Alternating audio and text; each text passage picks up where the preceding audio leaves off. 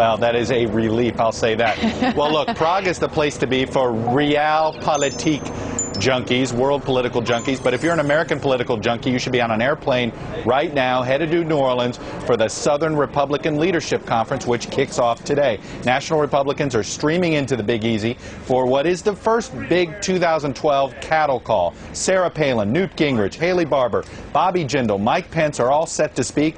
One Republican strategist described the mood as borderline euphoric. Remember, we're still 7 months from November, but it's worth remembering the very different mood 4 years ago at the Southern Republican Leadership Conference. Take a listen.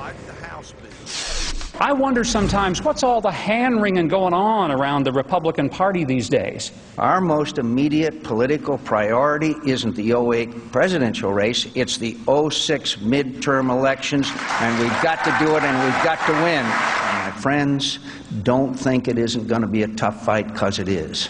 This president's under siege. And if we follow him or not follow him based on polls, shame on us. George W. Bush, ladies and gentlemen, is the Winston Churchill of our time.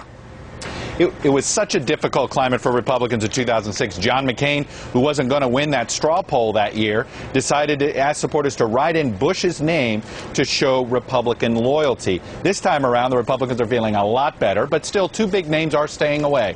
Mitt Romney, he's on his book tour, but it was his second place showing in 2006, which actually kicked off his presidential bid in 2008, so it's a little surprising that he's skipping this time. And then Tim Pawlenty, the Minnesota governor, yesterday he was with Michelle Bachmann and Sarah Palin for that rally up in Minnesota, and that was a minor attempt to quell speculation that Pawlenty was simply skipping the New Orleans event so as he was not to be overshadowed by Palin. Other 2010 names that are going to be there. Rick Perry, he'll be there this weekend. Not only does he have his re-election, but some people think he might want to run for president. Marco Rubio's not going to be there. But another big appearance is going to be by Michael Steele, the RNC chairman. It'll be his first public appearance in front of Republican loyalists, and it'll be interesting to see what he says and how he says it, considering all of the tumult that has been going on over the last few weeks in the RNC. All of these 2012ers are expected to participate in the straw poll. They're all downplaying it except for one. Ron Paul, his supporters are organizing big time for this straw poll, and I'll tell you what, if he wins again, he won the CPAC straw poll, if he wins this one, look for a big movement among the other Republicans to try to discourage other Republican organizations from even holding straw polls, because they won't want to see Ron Paul continuing to be able to win these things. We're still a long way to go. Bill Frist was the guy who won the straw poll in 2006, so it wasn't quite exactly the easiest event to see and handicap and forecast for the future.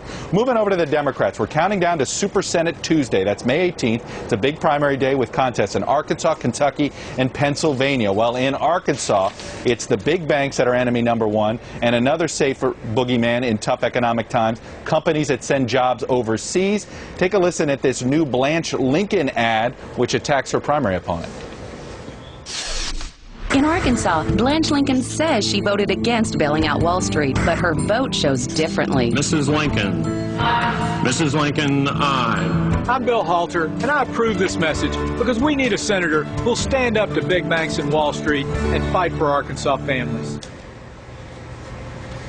It's law. And then the other ad that Lincoln is hitting Bill Halter on of new customers has to do with sending jobs overseas. He denies he did it, but it just shows you that these two campaigns have hit the negative TV ad wars, and it's heating up big time in Arkansas. And by the way, Savannah, I should mark this day. It was 97 years ago today that one of the greatest things happened for political junkies everywhere, and that was the ratification of the 17th Amendment, which made sure that there were direct elections of all U.S. senators, guaranteeing that every 2 years we have somewhere between 33 and this year I think it's 36 Senate races for all of us to get excited about and follow.